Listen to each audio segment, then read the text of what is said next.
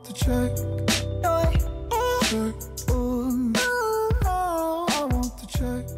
What's up, guys? Welcome back to the show. This is Uncut with Q.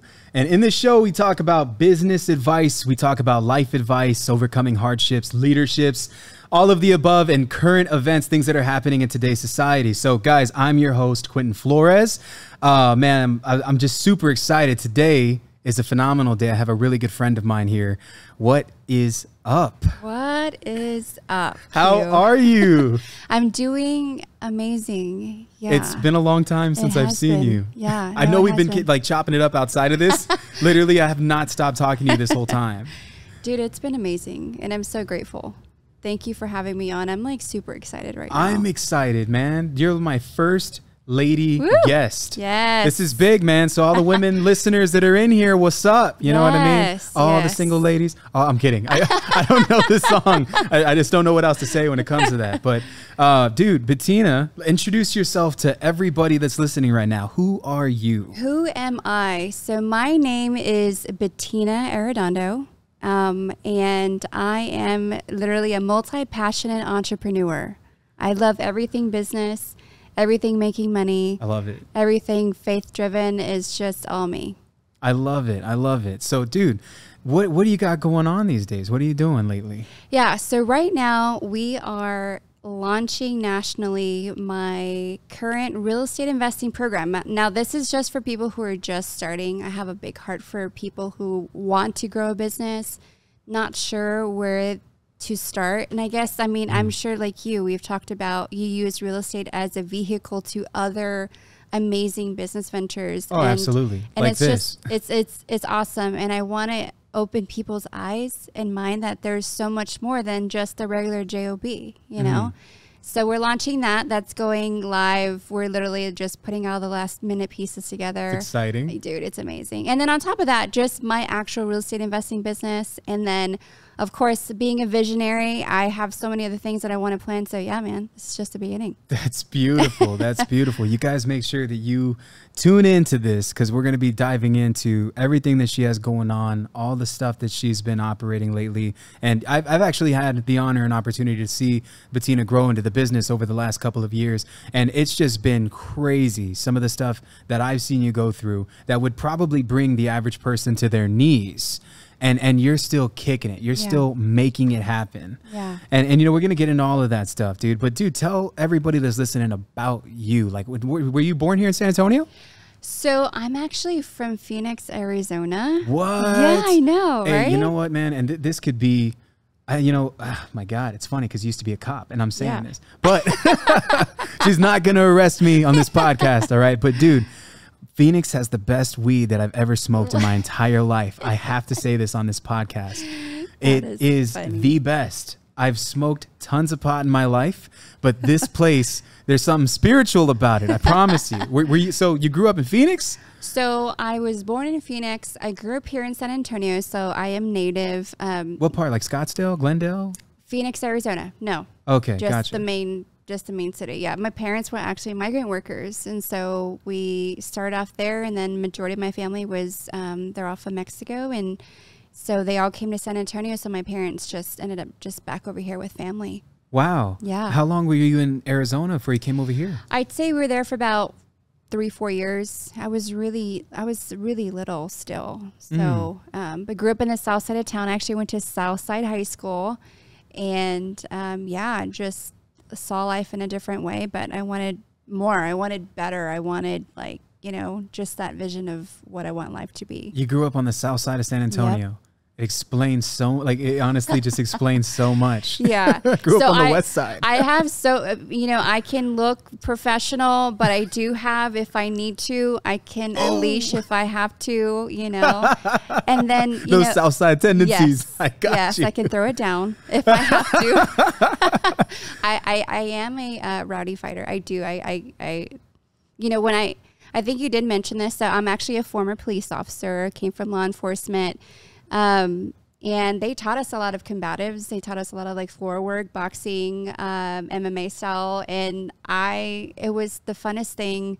And I fight dirty. You know, I've had to have different, I've been in different situations on the department. Gouge someone's eye out. I do everything that I can. You know, and that's what they teach you in your training. You know, you have to make it out alive. You have to go home to your family that night. And so you go to every single scene or every single call as if it were your last. And so you never know what happens, what's going to happen. So I've been into a lot of stuff, dude. I've been foot chases and warrants and all the things. It's fun. It's super fun. Fun. Dude, it's so exciting. Wow. Yeah. Very high adrenaline person right here. That is awesome. I had no idea that you could basically kick so much ass. I love it. Yeah. You're like, I love it. I love that. You know, I honestly, dude, like, I'm pretty sure, like, growing up on the South Side, this adds to that fire, you know, because it wasn't easy on the South Side, dude. No. There's this place that I used to go to here in town, and for everybody that's listening, it's probably the best Mexican food that you'll ever have. And it's called Tommy's or Rocky's. It was one of those Rocky's tacos. Rocky's, that's the name of it. Best carne guisada that I've ever had in my life.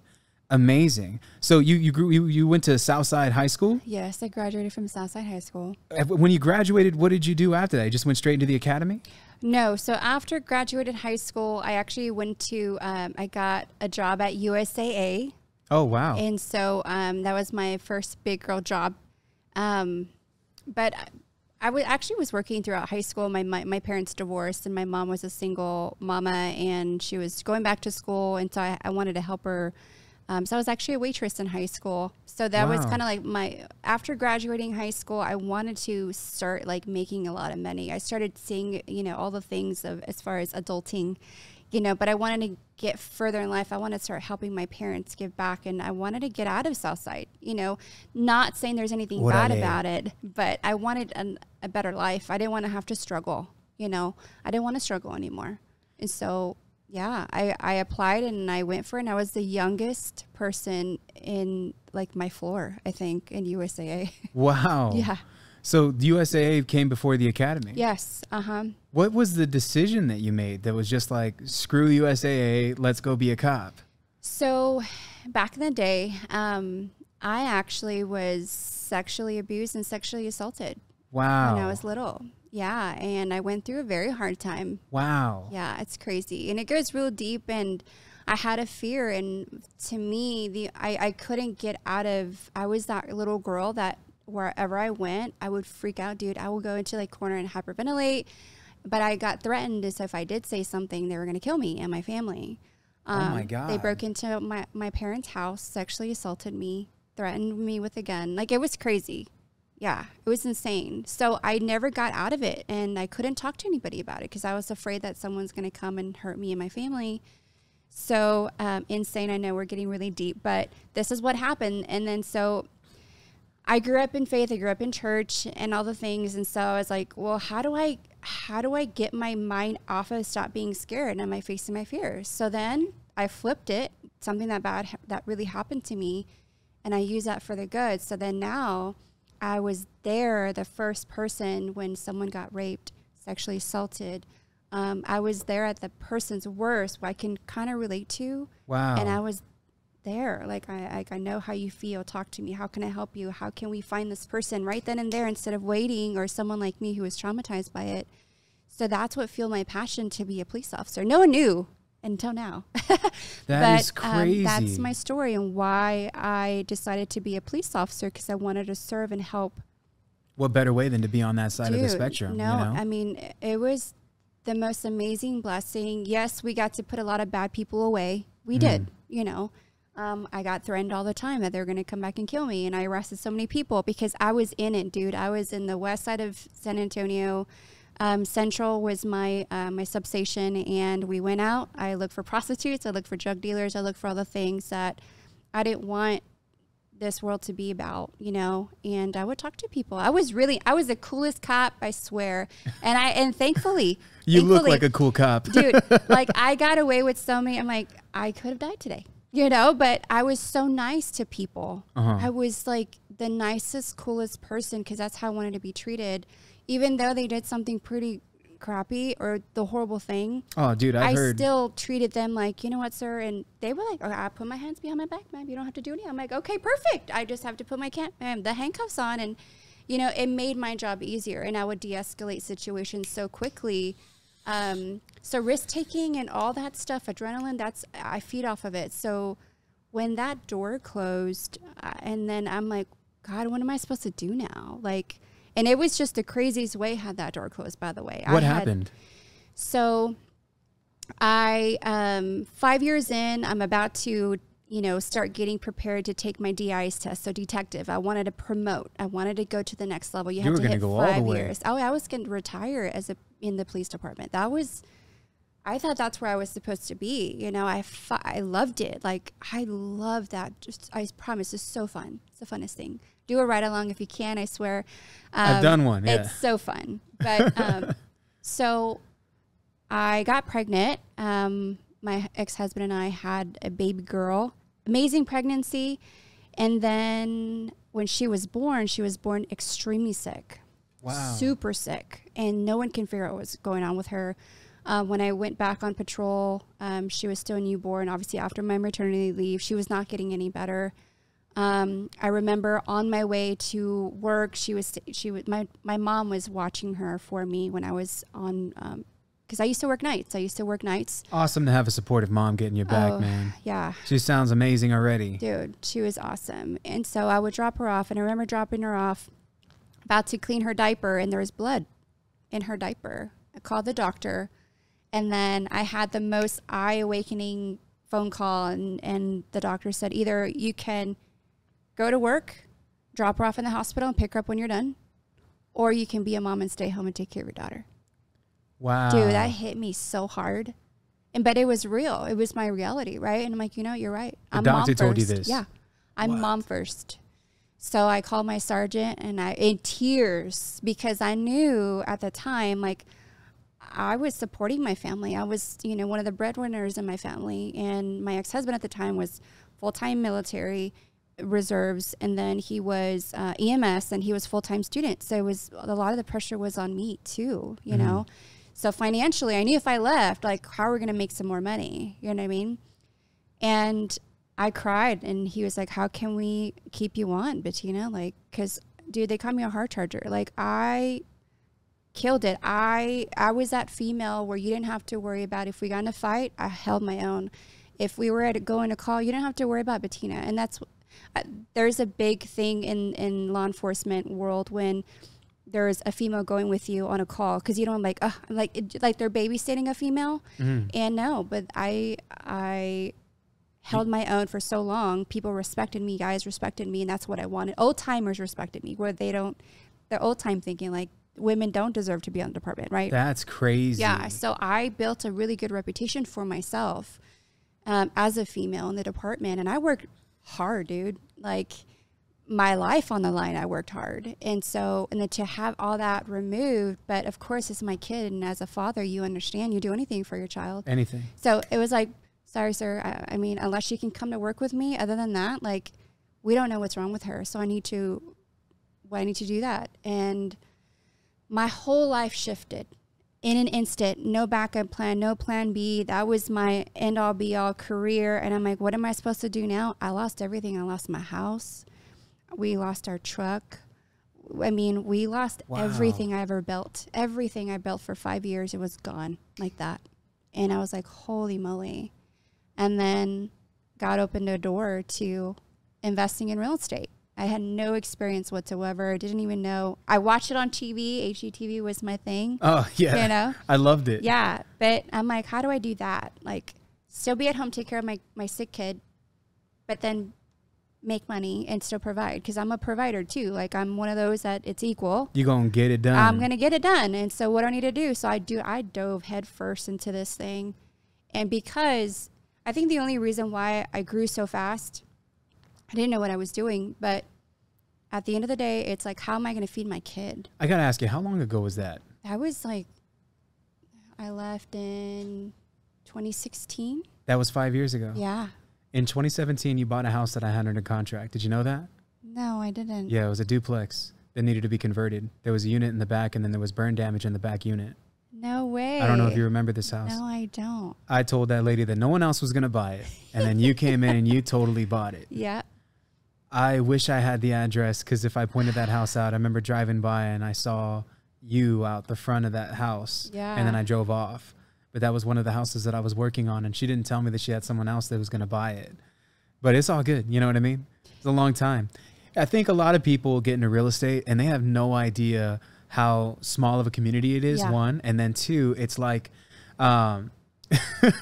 it's not like how you see it in HGTV when they're like, so my mom braids pubes for a living and my dad, you know, pumps toilets, right?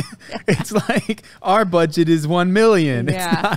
It's not like that whatsoever, dude. Most of us come into real estate because we're looking for a hustle or something that we can actually, like a service that we can provide to someone that makes good money like right away. Right. And real estate can do that for you, man. What would you think? And just me asking, is there anything that you learned being in the police academy that you married to your real estate business? Oh man, I feel like I've learned so much as a police officer. So for one, building rapport, because obviously I'm coming in, I'm the cop, they see that uniform and people get a little, because they might have a bad experience. So I have to come in, build rapport, be sweet, be nice, be a human. Right. So that helped me in speaking to people and I'm a very confident person, not a conceited, but confident and know what I'm saying. And at the end of the day, no matter what, my heart is a servant's heart. Obviously, I risk my life for someone else. I would literally go in front of someone just to save their, like, it's crazy, you know, what you take on. And so I mirrored that for my, now people are losing their houses, doing whatever, they're getting divorced, people are dying. And there's this asset they don't know what to do, and it's like I'm still coming in and helping them and bring a resolution to an issue that may be hard. You know what I mean? Yeah. So also when I walk properties, I know what I'm doing. I actually am very safe about it. You know, that's why I did that tactical course thing. Yeah, yeah. You saw me with the guns with. For you guys that don't know, just I gotta show love on that, man. So Bettina's the first gal I've ever met that did a real estate event where she was teaching real estate investors how to properly carry firearms, how to shoot firearm safely. Yeah. And the whole thing was geared toward landlords walking properties, individuals that are in our niche, the real estate community, walking properties and not feeling like their lives are at risk because you don't know what's inside of these houses. Yeah. I mean, there's actually a lot of people who get raped, who get sexually assaulted. I was all over the news recently, man. Some realtor girl, she walked into an empty house and showed her property to some random dude that called about the listing. And the next thing you know, boom, that happened, you know? It happens. I mean, I saw it all the time. And I didn't see anything like that out there. And I'm like, well, I'm going to be the first one because I think it's important. And so I just did it, honestly. It was badass. Thank you. I just love it. And all tactical stuff is definitely all me. I'm like a boy in a girl's body. Honestly, I'm real down when it comes to all that stuff. So that's definitely like my world. But yeah, I mean, when I first started real estate investing, again, I didn't know what I was doing, but I had a huge reason why I needed to figure it out. And that was like, I needed to figure out no matter what, like I had to make it work. And I think that also I took in, like at the end, it's like at the end of the day, I knew I had to come home. So I had to do whatever I needed to do, no matter what call I got, a shooting, a foot chase or whatever, I had to come home to my family. And I still had like that burning desire too. It's like a fire that you have. And like, I had to make this business work no matter what, because I still needed to figure out. So I think that's what helped me so much and just push through all, dude, I've gone through so much and I can relate to so many people right now, just recently, you know, but I'm grateful for it because it's been a journey and I'm never going to stop. I'm like, feel like I'm still scratching the surface, you know, but honestly, and I don't really share this too much, but I went to my first workshop for a real estate investing course or whatever program they have. And the lady was like, she's kind of like helping you out, fill out paperwork and what do you want to do and all the things, right? And I'm like, I want to fix and flip houses. And she's like, kind of told me like, well, I'm sorry, honey, but you can't do that because you don't have any money. And I'm just like, and for someone to tell that to Bettina, dude, I'm going to prove you wrong. So I'm like, really? You don't think I can do it? And she goes, well, you need this and you need that. And I'm like, well, if there's a will, there's a way. And I'm going to find a way to do it because that's what my family needs. My family needs money, and I'm going to do whatever I need to do to get there. So I was like, you know what? That fired me up. And I'm like, in a nice and good way. Would and you I'm say like, that was the thing that drove you to go into this even further? I can't stand when someone tells me I can't do something. I'm like, no, I can do it. They put limits on what you can do. Oh, I hate that. Like, it's like one of my biggest pet peeves. You can't limit somebody. Like, who are you? You know what I mean? So anyway, I used that, turned it around, and my first deal that someone told me I couldn't do was a flip. I bought it, and I figured out a way, creative financing, right? Creative way to do it, and I did it. Everything that could have gone wrong on a flip went wrong on this one. Every time. I swear. And then, but we made out with $500. My husband at the time was like, we're done like this. We're not gonna do this anymore. You know, I was putting tile, I was putting backsplash. Bettina was on her hands and knees, freaking putting flooring and painting. And at the end of the day, because someone stole our material, GC took our money, all the things that could have gone wrong went wrong. Like, it's crazy. But I've learned, right? So then I'm like, okay, we're gonna buy 2. So then I went, turn around, bought 2 more houses. Instead of just 1, I bought 2. I'm like, boom, boom. All right, let's do this. And we made some money. All right, bought 3. 3 went to 4, 4 went to 5, 5 went to 8 houses at a time.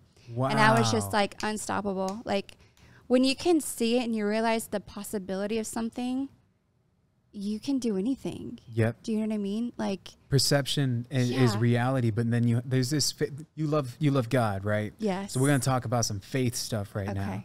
There's this book that I read recently. It's called The Case for the Creator. And then there's another one that he wrote called The Case for Christ. And what I love so much about this is that the entire book is based on a passage. It's so small, yet it carries the heaviest weight in anything that I've ever heard in the Bible or any read in the Bible. And it says, faith is in the evidence. It means that if you're just walking around blindly believing in God, without being able to actually prove that God exists, I'm talking about using scientific fact here, quantum physics, actual, not just theory, but literal science to prove that God exists. It states that faith is in the evidence, meaning that if you just walk around believing in God because everybody else believes in God, you're actually being counterproductive to your faith. And so to go through the journey of spirituality, to understand that these are real, is very important, because once you add science to it, then that aligns you. Boom, it's like the cheat code to connecting to God. And so once you connect on that level, it's like everything starts to make sense, because now you've proven that there is existence of this being that's out there. And so I love that passage so much. I literally apply it to every single business model that I look at. So when I look at somebody that says that they can flip houses, and they tell me that I cannot flip houses for whatever reason, X, Y, Z, could be a million things, money, the way I look, whatever, right?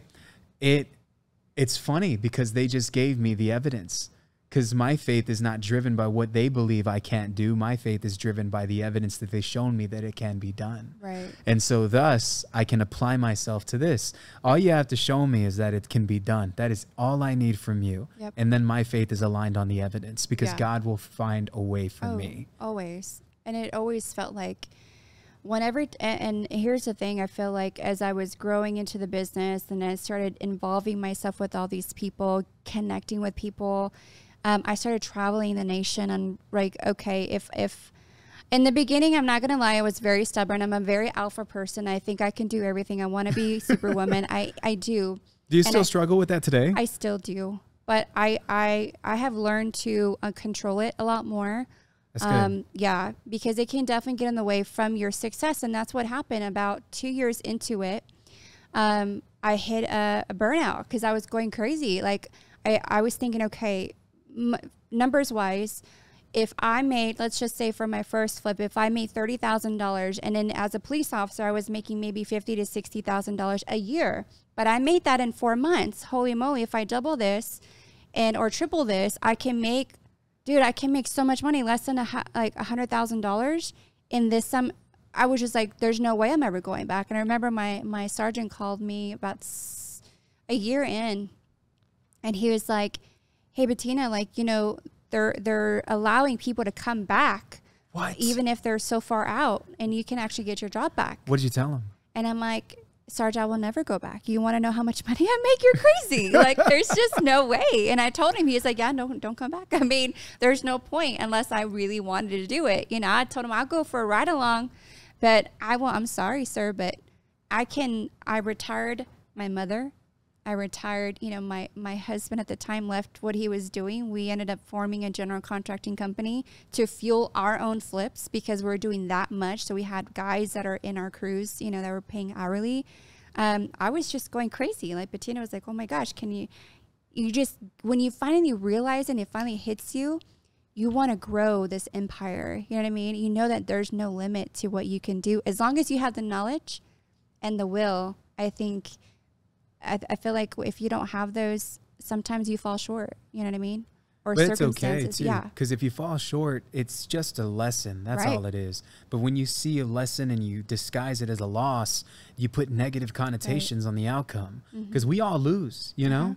And it's how we let those losses define us that carry the most weight.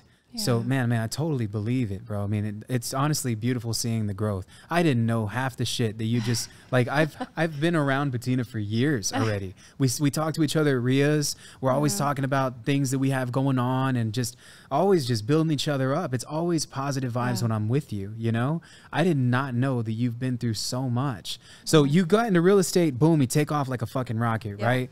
Have you hit a point in that business that really hit you off of that horse? Like when you were climbing up, you know what I'm saying? So I would call it COVID. COVID hit us pretty hard, and not only in my business, but in my personal life.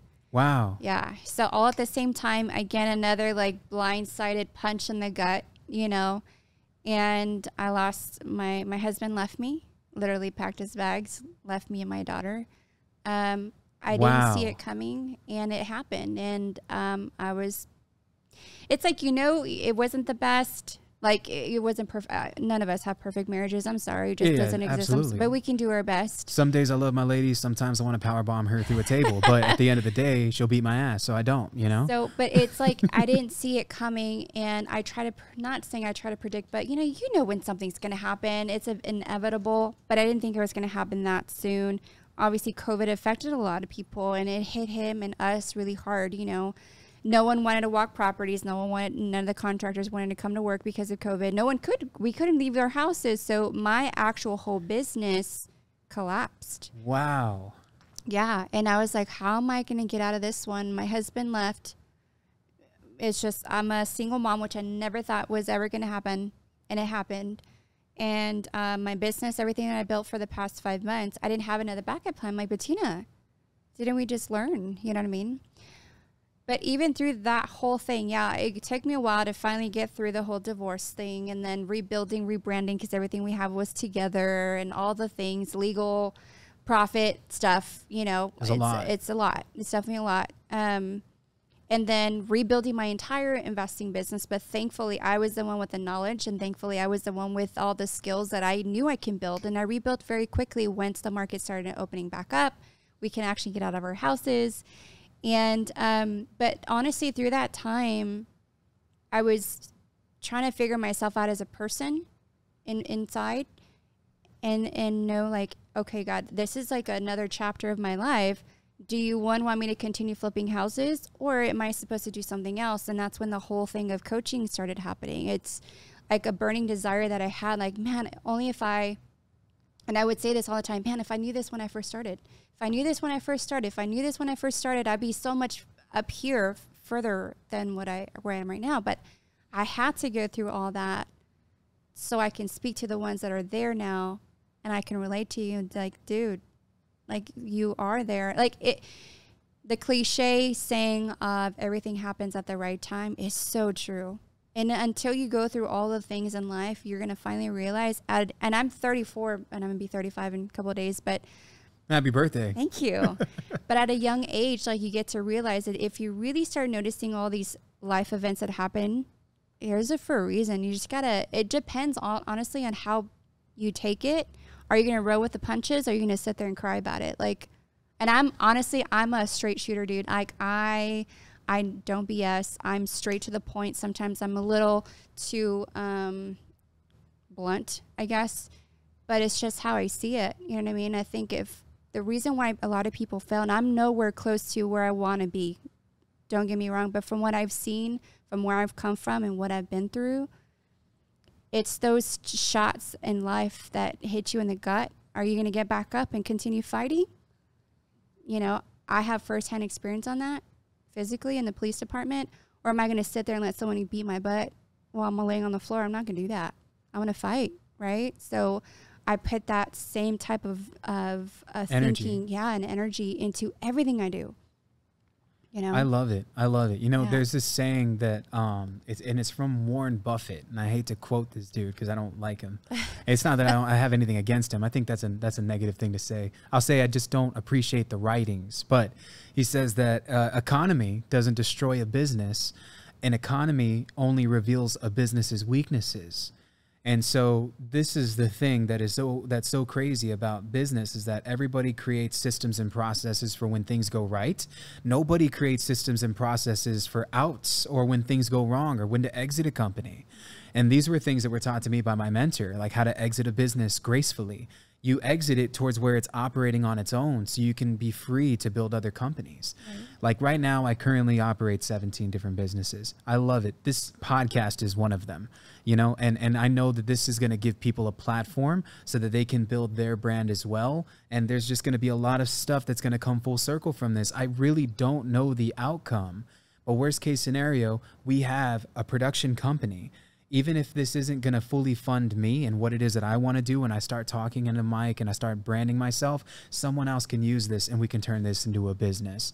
And I have an amazing team. They're literally behind the scenes right now. They're the ones that are really just orchestrating all of this and putting this together, you know? So I think that you can go definitely a lot further when you have the right people. Right. And when you've created the systems and processes in place that allow for you to have that freedom. Mm-hmm. That's like, this isn't the only way that I plan on making money anymore. Right. And that's that growth that happens in business, you know? And it seems like you've had that recently too, which is even great, like even greater. Yeah. Question now. Yes. What are you doing right now? Because you made it through COVID. Clearly, you're still in business. I just heard that you bought one of our houses not that long ago. Yeah. So it's great. Thank you for, helping us make money. Yeah. So what I'm currently doing right now is, honestly, I feel like such a desire, and I have had even more of the biggest shift, I would say, in my life just happened. And my mom recently passed away in November.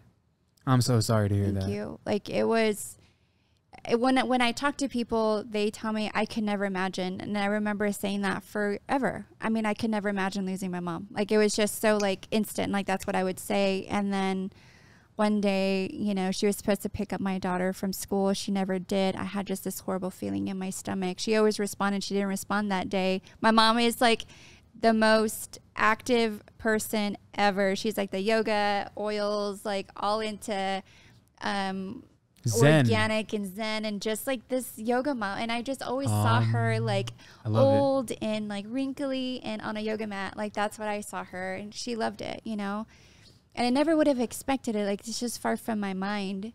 And I went to her house and broke in through the back of the door. She wasn't answering. I can see her phone clearly lighting up and, through the door. And then I find her on the floor and she had passed. And wow. Like you just still to this day, I mean, I wake up and I'm just like, this is still a dream. Like my mom is still here. And then you have that realization, like, I never thought that I would ever say, but I went through depression. And I, as strong as I am, as strong-willed as I am, as faith-driven as I am, depression did get me. I thought it was just a feeling, but it's way more than that. And it's so crazy. And I went through that whole journey, and a lot of things in my life have shifted. Focus had shifted. Where am I prioritizing my time was like the biggest thing, is what I learned from my mom's death. And I had to turn it. Now, don't get me wrong. I was at a point where I couldn't see like how I could, because my mom was one of the main reasons. She was the person that actually allowed me to buy my first flip. She put a HELOC from her house to fund my first flip. That's how I got to even start. That's a supportive woman right there. Dude, she was my biggest cheerleader. When I was putting on my badge and my uniform, she was like right there. Everything that I went, she traveled. I took her everywhere. Again, I retired her. She worked for me, taking care of my daughter. We traveled the nation to workshops and meetings and me learning and learning and learning. I just want you to be there. Like, I want you to reach your, so she was there everywhere I went, everywhere. The last time I saw her, she was actually at one of my fix and flips. Wow. The last time I saw her, it was one of my properties. And devastating, dude. I wouldn't say the least about that. Like, the most devastating thing I've ever experienced in my life. And I was trying to figure out, how can I get myself out of this? Because I was literally in a deep hole and I couldn't bear it. Like, I couldn't even pull myself out. And thankfully, you know, through this whole journey, I've met some amazing people, mentors, friends, like powerful human beings, minds very strong. And I sucked it up again because of I'm a very private person when it comes to certain things. Mm-hmm. And I didn't want anybody to see me cry. I hate people seeing me cry. Like, I just can't stand it. I don't want anybody to see that I'm weak, because I'm not. But although I have to realize that I'm human and it's okay. It's completely okay. Yeah. Honestly, crying is the most ultimate showcase of strength. Yeah. So I had to remove that. And I reached out to everybody that I knew, all my mentors, and thankfully I did, because with their love and their support, like, they were able to pull me out of that. And they're like, Bettina, you know what you need to do? You just have to get there. And everyone would tell me, one day at a time, one day at a time. And I did that and it's been over, half a year now. And I've been doing one day at a time, dude. And now I feel like my vision is so more clear. Yes, unfortunately, my mom passed, but man, she's taught me so much. And it's now even more like, I want to have my dreams fulfilled even more because of her, in remembrance of her. You know, I don't want to be that girl. 'Cause I mean, honestly, I was in my bed crying. The moment I would hear my mom's name, I would just break down. Like, I couldn't even walk through a door without just thinking about my mom. I think about her every day, you know? Yeah. But it's like what you do with all of these situations. And guys, I'm telling you, I've been through the ringer in such a short time in my life. Oh my God, why? Why am I going through all this? I'm a good person. I love people. I want to teach people. I do whatever I can. And I'm going through all this, but then I know at the end of the day, it's for somebody. And I met someone not too long ago who had recently lost someone. They reached out to me. And I was able, from just a short amount of time, be able to feed that back into them. And they're like, wow, you have no idea what you just did. And it's just like, holy moly, you know, it's just those things. Yeah, it's just those things. You just never know why. But again, like, right now, shifting, I'm still flipping. That's just what I know how to do it. Why not do it, right? Make some extra money. Make some extra money. Well, you know, bigger pocket money, but make some money, and really bring the whole passion of business. And I love multiple income streams. You know, you're telling me about this. Oh my gosh, like I love meeting people who are also multi-passionate. They're not putting their eggs in just one basket. Because again, learn from Bettina. Look what happened to me when I was a police officer.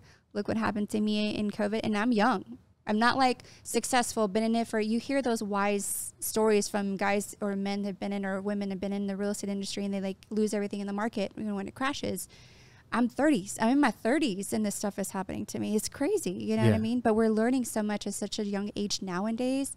Now I'm seeing guys and girls wholesaling and making money at 19 and 8. Oh my gosh, darn it.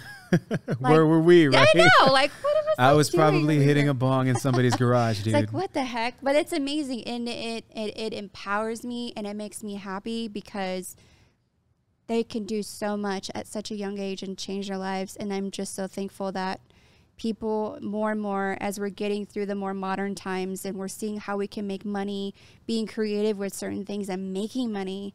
Yeah, it's not, people always come back at me, well, it's not about money. I'm like, yeah, but do you need food? Do you want to provide? Yes. It's about getting rid of the want and need of it. Yeah. It's like not an obsession, but you need it to survive. It's a part of the equation. Right. And what are you going to do with that money? Because I want to help build I just had a meeting this morning with a student of mine, and she has this huge ministry that and I was giving her a donation for that. And then she's like, you need to open up a nonprofit. And it's crazy, because I was just thinking about it. I was going to create a nonprofit in remembrance of my mother, because she was trying to build a business called Healing Hands. And so now we're going to turn that into a nonprofit and feed the people and just her passion and continue that whole legacy. It's Look insane. at that. Look at that. That's beautiful, man. Yeah. Dude, seeing you overcome so much, you got to definitely give yourself more credit, man. You are one of the most successful women I've ever met. Thank you. And I'm telling you, there were things that have happened to you that would have destroyed anybody. And you were built for this. You know what I'm saying? Yeah. And I think that a lot of people that are listening right now can attest to the fact that it's never easy when you lose somebody that you love. One, it's never easy when you lose it in a divorce, in a death, in a business, anything, right?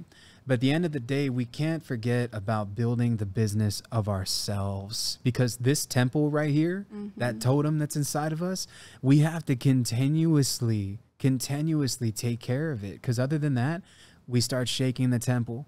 We start not operating at our highest levels. We allow negative and toxic habits to try to fuel out the pain instead of feeling it and growing through it.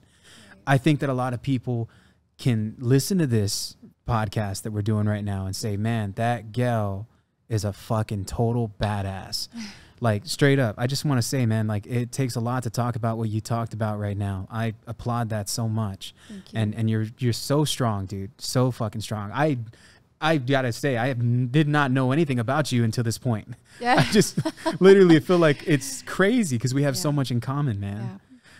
Dude, Bettina, man, I really appreciate you. What can people expect from you here in the next, let's say, 2 to 3 years? Man, where my vision, where my head is even going is insane. But at the end of the day, I know my goal is to help change people's lives, but also help you be successful, profitable. Living the life of purpose is really what I go to. Like, I want you to live a life of purpose too. There's a reason why you're living and breathing. If not, you wouldn't be here. Let's just call it the way it is. If we weren't meant for something, we wouldn't be here, right? But we are. We're purpose driven, and you need to figure out what your purpose is. And that's what I want to help people figure out in their mind. And then let's be creative and let's make money from that. And doing something you love. When you do something you love, you're more successful in it. Absolutely. You know what I mean? Absolutely. So, yeah. I'm excited to see what else you bring to the table, man. Guys, where can the people that are listening right now, how can they get a hold of you? Yeah, so I am on Facebook, The Official Bettina. I'm also on Instagram, The Official Bettina. I'll be opening up a YouTube channel, a TikTok. So everything under The Official Bettina, you can find me. You know, if you have something, and I'm always very open and I love connecting with people. If you're going through a hard time, just know that it's always going to get better on the other side. You just got to push through. Just got to push through. Yeah. Thank you so much for being on the podcast, man. All righty, guys. Y'all make sure you tune in, subscribe, and I'll catch y'all on the next one. Let's get it.